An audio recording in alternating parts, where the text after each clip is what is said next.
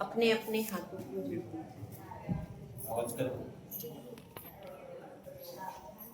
ज्ञान चक्षु खुले मोहनिद्रात जे ज्ञान चक्षु खुले मोहनिद्रात जे ऐसे अरिहंत को आज हम सब भजे ऐसे हरिहंत को आज हम सब भजे लोक के शीश पर जो सदा राजते लोक के शीश पर जो सदा राजते सिद्ध की भक्ति को मन में अवगाहते सिद्ध की भक्ति को मन में अवगाहते सिद्ध जैसा बनूं सिद्ध जैसा बनूं मेरु मंडले कथा हे रहस्य से भरी मेरु मंडल कथा है रस से भरी माता और पुत्र ने कैसे प्रगति करी माता और पुत्र ने कैसे प्रगति करी एक राजा का न्याय शत्रु भव भव बना एक राजा का न्याय शत्रु भव बना बन के अजगरे मुनि को निगलता खड़ा बन के अजगर मुनि को निगलता खड़ा दोनों गण धरे बने मोक्षगामी हुए दोनों गणधर बने मोक्षगामी हुए हम भी सुन करे कथा आत्मज्ञानी बने हम भी सुनकर कथा आत्मज्ञानी बने जय बोलिए 1008 श्री कुंभनाथ भगवान की जय परम पूज्याचार्य श्री वामदेव सूरी भगवंते की जय परम पूज्याचार्य श्री आदि सागर महाराज की जय आचार्य श्री महावीर कीर्ति महाराज की जय आचार्य श्री विमल सागर महाराज की जय आचार्य श्री तपस्वी सम्राट सरस्वती सागर महाराज की जय आचार्य गुरुवर सुंदर सागर महाराज की जय अहिंसा मई विश्व धर्म की जय जिनवाणी माता की जय हरिका संघ की जय यह मंदर मेरु पुराण जिसका हम स्वाध्याय कर रहे हैं किस चीज के लिए है कि हम अपने ज्ञान चक्षु को खोल लें जो अनादि काल से हमारा ज्ञान चक्षु बंद है खुला है कि बंद है केवल ज्ञान रूपी चक्षु खुला है कि बंद है बंद है उसको प्रकट करने की क्षमता हमारे अंदर है लेकिन हमने प्रकट अभी तक किया नहीं इसलिए उस केवल ज्ञान की प्राप्ति के लिए ही यह सब कथा का वाचन चल रहा है और इसका फल क्या है कि इसको सुनकर हम केवल ज्ञान की प्राप्ति के लिए पुरुषार्थ करें। तो अपना प्रकरण चल रहा था प्रसंग चल रहा था किसका चल रहा था कथन राजा वैजयंत को केवल ज्ञान की प्राप्ति हुई उस समय का प्रसंग चल रहा था और उनके साथ में उनके पुत्र संजयंत और जयंत ने भी दीक्षा ले ली तो अब वैजयंत राजा को क्या हो गया केवल ज्ञान की प्राप्ति हुई यहाँ पर केवल ज्ञान की प्राप्ति हुई उस समय का प्रसंग आप लोग सुनिए जब उन्हें केवल ज्ञान की प्राप्ति हुई तो इंद्र आकर के उनके चरणों में स्तुति करता है कि हे नाथ आप धन्य हैं आपने अपना पूर्ण पुरुषार्थ व्यक्त कर दिया जो शक्ति है उस पूर्ण शक्ति को व्यक्त करके आपने अनंत शक्ति को प्राप्त कर लिया, अनंत दर्शन को प्राप्त कर लिया। इस लोक में आपसे ज्यादा देखने में कोई भी समर्थ नहीं है, इसलिए आपका क्या कहलाता है? अनंत दर्शन। और जो आपका केवल ज्ञान है वह तीन लोक के तीन काल के समस्त चराचर पदार्थों को एक साथ में देखता है और जानता है। ऐसा अद्भुत आपका केवल दर्शन और केवल ज्ञान है। इस प्रकार से जो इंद्र आए हैं, वैमानिक देव आदि, वे आकर के स्तुति करने लगे। उस समय धरणेन्द्र जो था उसने भी अपने अवधि ज्ञान से जान लिया कि विदेह क्षेत्र में किसको केवल ज्ञान प्राप्त हो गया है? वैजयंत मुनिराज को केवल ज्ञान। तो धरणेन्द्र भी अपनी पूरी विभूति के साथ में कहां पर आया? दर्शन करने के लिए आया। किसके? वैजयंत मुनिराज के दर्शन करने के लिए आए, क्योंकि जो देव होते हैं उनको अवधि ज्ञान होता है। इसीलिए कहा जाता है कि देवों का नेत्र है अवधि ज्ञान। सामान्य मनुष्यों का नेत्र क्या है? मति ज्ञान। मति शुद्ध ज्ञान के द्वारा देखते जानते हैं आप लोग, जैसा जिसका क्षयोक्षम होता है। और देवों का अवधि चक्षु। अवधि चक्षु मतलब अवधि ज्ञान के द्वारा देव जानते। और मुनियों का आगम चक्षु साहु। साहु का क्या है? आगम चक्षु साहु। साहु का अर्थ है साधु। साधु का नेत्र क्या है? आगम। साधु हमेशा आगम रूपी नेत्र से देखते हैं, कभी भी आगम का उल्लंघन नहीं करते। तो साधुओं का नेत्र क्या है? आगम चक्षु। और केवली भगवान का नेत्र क्या है? तो उनका केवल ज्ञान ही उनका क्या है? नेत्र। केवल ज्ञान के द्वारा वो देखते जानते हैं। तो अब यहाँ पर चर्चा चल रही है, वह धरणेन्द्र भी अपनी विभूति के साथ, और धरणेन्द्र बहुत सुंदर रूप का धारक, उसके साथ में जो देवांगनाओं जैसी सुंदर कौन थी? उसकी रानियां। उन रानियों के साथ में आया। उसका शरीर स्वर्ण के समान चमक रहा था और उसके बाल जैसे कोई नीलमणि हो, ऐसे उसके बाल चमक रहे थे। और जैसे ही वो आया तो पूरी दिशाओं में प्रकाश हो गया। उसके रूप को देख करके एकदम से सब लोग चकित हो गए। इतना वह क्या था?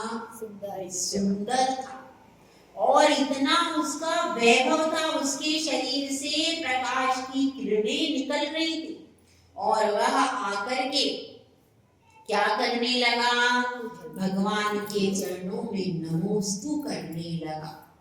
नमोस्तु उसने किया और केवली भगवान की स्तुति करने लगा, उनके गुणों का गान करने लगा। उस समय जयंत मुनिराज भी वहीं पर बैठे थे। कौन? जयंत कौन थे? छोटे वाले बच्चे। तो छोटे वाले जो जयंत मुनिराज थे वो भी वहां पर बैठ करके देख रहे थे कि इनको केवल ज्ञान हो गया है, देव आकर के स्तुति कर रहे। अब जब धरणेन्द्र अपनी विभूति के साथ में आया तो जयंत उस विभूति को देखता रहा। और देखते देखते कोई पूर्व का अशुभ कर्म उदय में आ गया कि उनका श्रद्धान जो था वह श्रद्धान डामाडोल हो गया और कांछा नामक दोष उनके लगना चालू हो गया। मतलब इस धर्म के बदले में भोगों की कांछा करने लगे। कांसा नामक कौन सा दोष होता है, किसमें लगता है? सम्यक दर्शन में लगता है। शंका कांक्षा विचिकित्सा दृष्टि उसमें आता है तत्वा सूत्र में। तो उनको क्या लगा, उन्होंने यह निदान किया कि मैंने जो यह तपस्या की है तो मेरी धर्मेंद्र के समान विभूति प्राप्त हो। तपस्या तो उनकी बहुत सारी थी, वो चाहते तो उस भव से मोक्ष चले जाते। चतुर्थ कांड था, क्या कर लिया?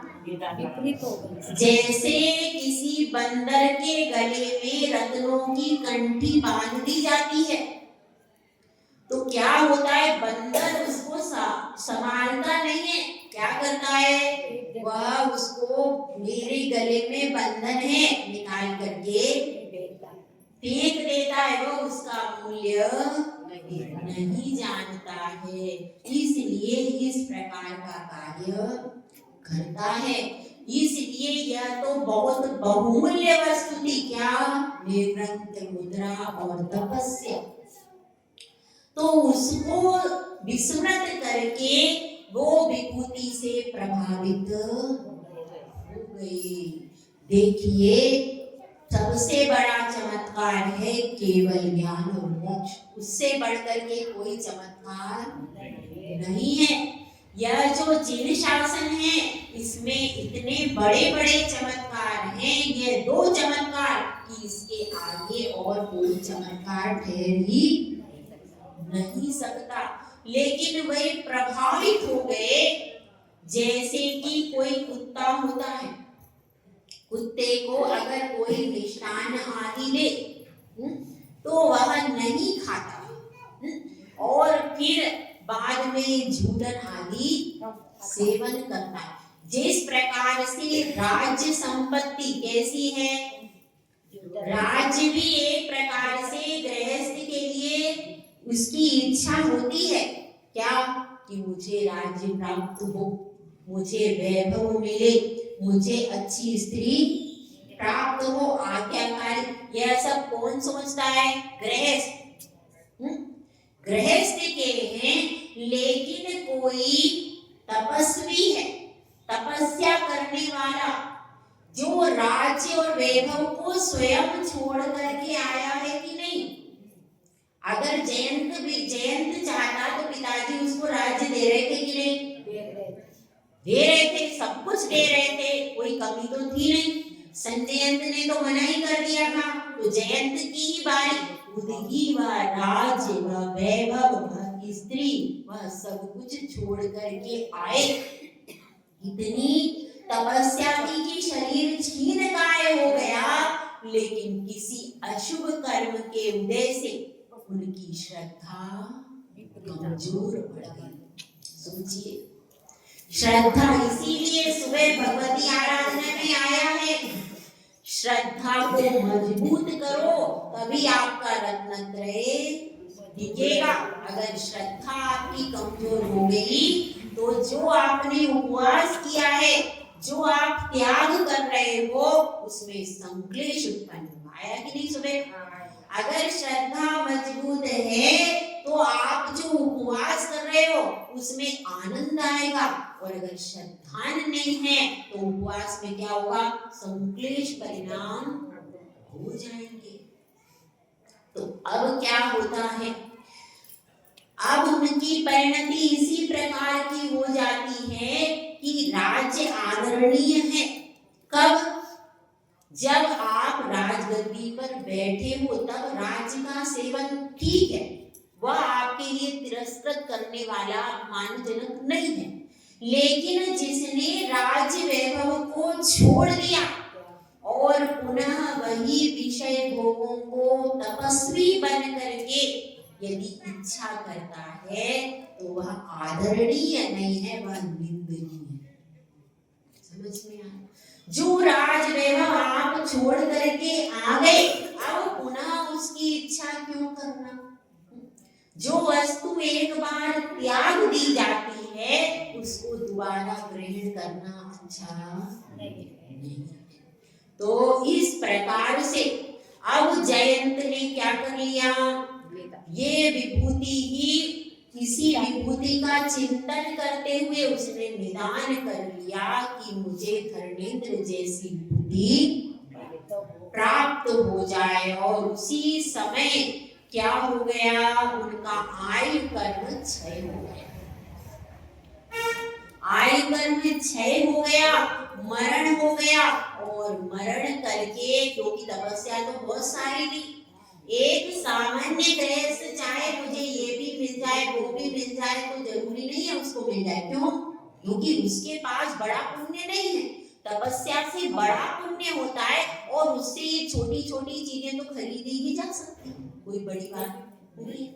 तपस्या का 100,000 रुपए का पुण्य था और अब कितना रह गया, 10 रुपए।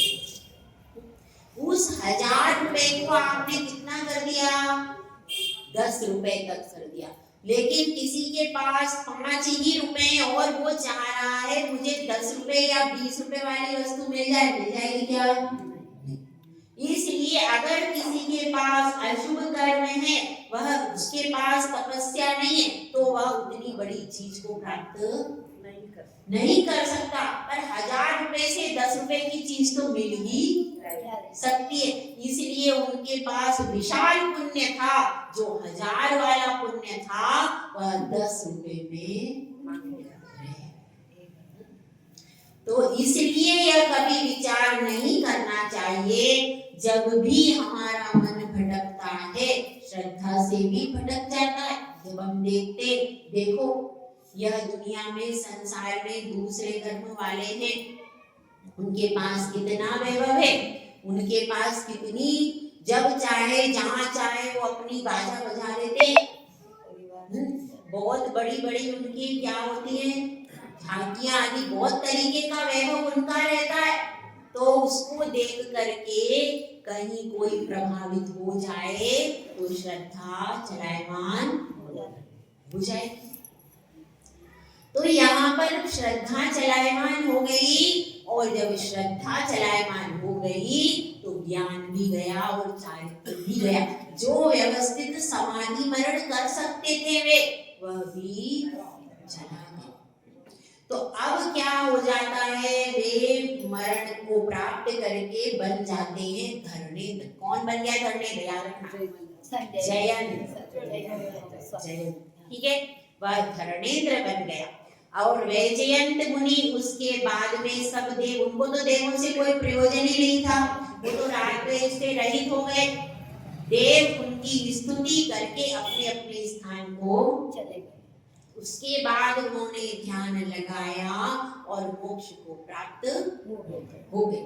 मोक्ष को जब प्राप्त हो गए तो देवों ने आकर के उनके नख केश एकत्रित किए, और उसके बाद इस पुराण में ऐसा आया है कि उनका नकली पुतला बनाया, उनके शरीर का पुतला बनाया और उस पुतले के साथ में नख केश रख करके दाह संस्कार किए।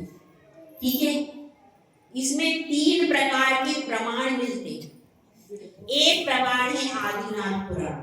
आदिनाथ पुराण में इस प्रकार से आया है कि भगवान का शरीर शेष रहा, और उस शरीर की क्या किया, उस शरीर की उन्होंने अग्नि कुमार देवों ने संस्कार किया। इसका प्रमाण है। और एक प्रमाण और आता है कि जब मोक्ष होता है तो उस समय केवल नख और केश ही शेष रहते।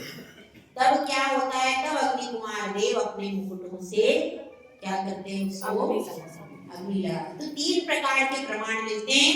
अब अपने पास तो केवली भगवान है नहीं, इसीलिए अपने लिए सब आचार्य अपने से ज्यादा ज्ञानी हैं, तीनों के लिए अपने लिए मान्य है। ठीक है, तो अब क्या होता है, इसके बाद में वैजयंत राजा का प्रकरण तो यहीं पर समापन हो गया। जयंत भी अब दूसरे भाव में चला गया। अब बचा कौन, अब कहानी संजयंत की चलेगी। और संजयंत मुनि विहार करते करते भीमारण्य नामक वन में आए। कौन सा वन है, भीमारण्य नामक सघन जंगल में आए, क्योंकि वो तो जंगल और शमशान में ही रहते थे मुनिराज थे। संजयंत भीमारण्य नामक वन में आए और देखिए अगर आप राग करो तो भी व्यक्ति आकर के जुड़ेगा और द्वेष हो तो भी जुड़ेगा। उसी वन में वह विद्याधर भी रहता था। उस वन के पास में कौन? विद्युत दृष्ट नामक विद्याधर रहता था। वह विद्याधर कौन था? वह विद्याधर उस तापसी का जीव था। आपने तापसी कौन था? सत्यघोष का जीव तापसी था और वह बहुत तपस्या करता था। उस तपस्या से उसने विद्याधर की विभूति देखी और विभूति देख करके निदान करके वह विद्याधर बन गया। अब वह बहुत शक्तिशाली था और उसके बहुत पहले दांत थे, बहुत पहले और मजबूत दांत थे उसके। किसके? उस विद्याधर विद्युत दृष्ट। तो अब क्या होता है, वह अपनी रानी, उस रानी का नाम था शाम्बती, उस शाम्बती के नाम के साथ में विमान से ऊपर से जा रहा था। कहां पर? वहीं पर जा रहा था, उसी भीमारण्य अटवी के ऊपर से उसका विमान जा रहा था। जब विमान जा रहा था तो अचानक क्या होता है, अचानक वह विमान रुक जाता है। जब वह विमान रुक जाता है तो वह विचार करता है, मेरा विमान क्यों रुक गया, क्या कारण है, कौन सी बात हो गई। इधर यह विचार कर रहा है, इधर वे मुनिराज कौन है? संजयंत मुनिराज अपने आत्मा के ध्यान में लीन है और 8 प्रकार की शुद्धियों का पालन कर रहे हैं। कौन कौन सी शुद्धियां हैं? देखिए, पहली है परिणाम शुद्धि।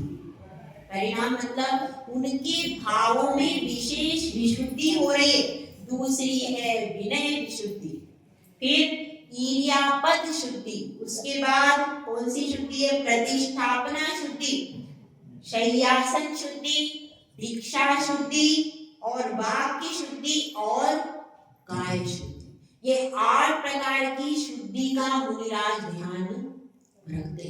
तो वे अपने परिणामों को धीरे धीरे विशुद्ध बना रहे हैं। कौन? संजयंत मुनिराज। उनका इसके ऊपर कोई उपयोग नहीं। और जैसे जैसे उनकी तपस्या की विशुद्धि बढ़ रही है वैसे वैसे पूरा वातावरण प्रभावित हो रहा। उसी तपस्या के प्रभाव से वह विमान उसका विद्याधर का रुक गया। अब उसने जैसे ही नीचे संजयंत मुनि को देखा, पूर्व भव के बैर से एकदम उसको गुस्सा बहुत तीव्र आ गया, बहुत तेज क्रोध आ गया और क्रोध में वह आग बबूला हो गया। आग बबूला होकर के वह नीचे आया और मुनिराज को देख करके जिस प्रकार से अग्नि भड़कती है घी डालने से, ऐसे ही उसको देख करके एकदम से उसकी अग्नि भड़क गई। और वह शक्तिशाली तो था ही, विद्याओं का भी स्वामी था। अब वह क्या करता है, उसके दांत बहुत पहले थे तो वह अपने दांतों से मुनिराज के शरीर पर काटने लगा और काट करके उनको ध्यान से विचलित करने का प्रयास करने लगा। तब भी मुनिराज अपने स्थान पर कैसे रहे, स्थित रहे। जब उसको संतोष नहीं हुआ तो उनको खींच करके अपने विमान में बिठा लिया और विमान में बिठा करके 5 नदियां थी वहां पर। कौन कौन सी नदी? हरिवती, स्वर्णवती, कुमुदवती, गजावती और चंडवती। 5 नदियों का संगम स्थल था। उस संगम स्थल के पास में एक वन था। तो वहां पर उस सघन जंगल में मुनिराज को विमान से नीचे पटक दिया।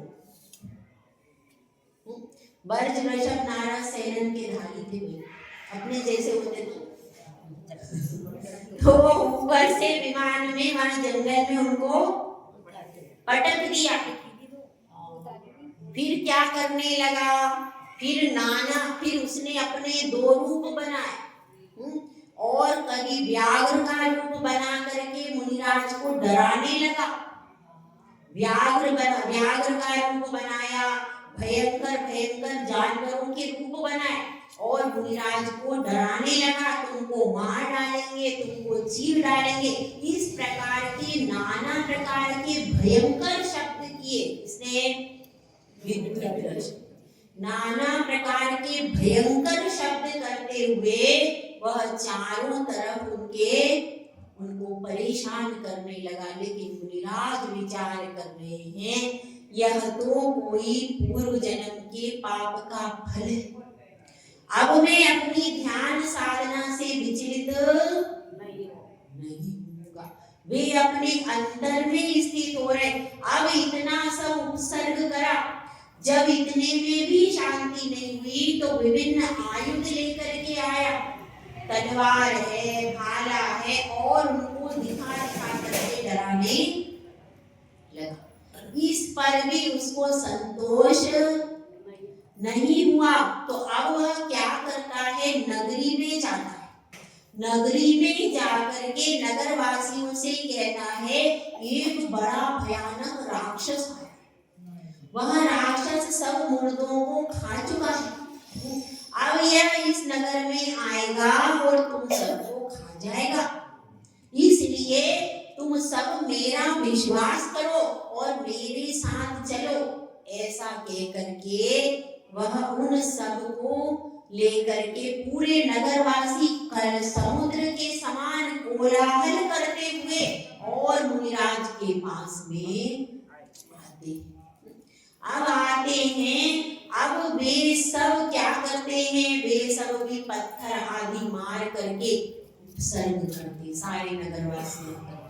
लेकिन उसके बाद भी पत्थर के द्वारा, बाणों के द्वारा तरह तरह से पूरे नगरवासी उपसर्ग करते हैं। धन्य है वे मुनिराज जो जरा सा भी ध्यान से चलायमान। ऐसा भयंकर उपसर्ग, ये तो मैंने आपको छोटा बताया, इसमें 6-7 पेज में केवल उपसर्ग है। तो पढ़ करके ही ऐसा मन ऐसा दहल जाता है कि वो धन्य धन्य है मुनिराज। यह जिन शासन के मुनिराज कितने धन्य हैं। इतने सब उपसर्ग, सब नगरवासी कोलाहल कर रहे, मार रहे हैं, वो कर रहे, फिर भी वे पत्थरों की वर्षा से भी वे चलायमान नहीं हुए।